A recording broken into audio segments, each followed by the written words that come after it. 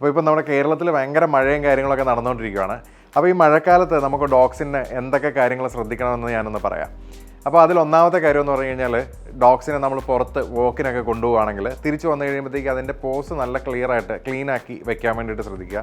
Pose മാത്രമല്ല, അതിൻ്റെ കണ്ണുകൾ, ചെവിയിൽ ഇയർ ഇൻഫെക്ഷൻസും കാര്യങ്ങളൊക്കെ വെള്ളം പോയിട്ടൊക്കെ ഉണ്ടാകാനുള്ള സാധ്യതയുണ്ട്. അതുകൊണ്ട് ചെവി, അതുപോലെ തന്നെ അതിൻ്റെ പ്രൈവറ്റ് ഏരിയാസ്. രണ്ടാമത്തെ കാര്യം എന്ന് പറഞ്ഞു കഴിഞ്ഞാൽ, ഡോഗ്സിൻ്റെ ദേഹത്ത് ഈ വെള്ളമൊക്കെ വീണ് കഴിഞ്ഞാൽ അതെപ്പോഴും ഡ്രൈ ആക്കി വെക്കാൻ വേണ്ടിയിട്ട് ഒരു ഡ്രയറോ വല്ലതും യൂസ് ചെയ്ത് ഒന്ന് ഡ്രൈ ആക്കി വെക്കാൻ വേണ്ടിയിട്ട് ശ്രദ്ധിക്കുക. പിന്നെ മൂന്നാമത് പറയുമ്പോഴത്തേക്കും അതിന് വൃത്തിയുള്ള വെള്ളം, ഈ മഴക്കാലത്ത് വെള്ളത്തിൽ കൂടെ ഒത്തിരി ഇൻഫെക്ഷൻസും കാര്യങ്ങളൊക്കെ വരാൻ സാധ്യതയുണ്ട്. അപ്പോൾ ഒന്നെങ്കിൽ ബോയിൽഡ് ആയിട്ടുള്ള വാട്ടറോ അതല്ലെങ്കിൽ നല്ല ഹൈജീനിക് ആയിട്ടുള്ള വെള്ളം അവർക്ക് പ്രൊവൈഡ് ചെയ്യാൻ വേണ്ടിയിട്ട് ശ്രദ്ധിക്കുക. പിന്നെ നമ്മൾ ശ്രദ്ധിക്കേണ്ട ഒരു കാര്യം എന്ന് പറഞ്ഞു കഴിഞ്ഞാൽ, ഇവരുടെ ഇപ്പോഴത്തെ പ്ലേ ടൈം നമുക്ക് പുറത്ത് കൊണ്ടുപോയി കളിപ്പിക്കാനോ കാര്യങ്ങളൊന്നും ഈ മഴക്കാലത്ത് സാധിക്കത്തില്ല. അപ്പം കുറച്ച് ടോയ്സും കാര്യങ്ങളൊക്കെ വാങ്ങിച്ചു കൊടുത്ത് വീടിൻ്റെ അകത്ത് തന്നെ ഇവർക്കൊരു പ്ലേ ടൈമും കാര്യങ്ങളൊക്കെ കൂടുതലായിട്ടൊന്ന് സെറ്റ് ചെയ്ത് കൊടുക്കുക.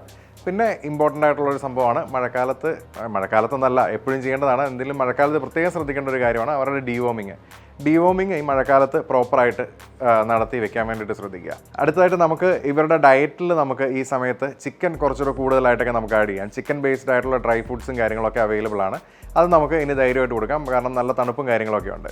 ഇതുപോലെയുള്ള കൂടുതൽ ഇൻഫർമേറ്റീവ് ആയിട്ടുള്ള വീഡിയോസിന് വേണ്ടിയിട്ട് നമ്മുടെ റോംസ് ആൻഡ് റാക്സിൻ്റെ ഈ പേജും ഒന്ന് മറക്കാതെ ഫോളോ ചെയ്യാൻ വേണ്ടിയിട്ട് ശ്രദ്ധിക്കുക.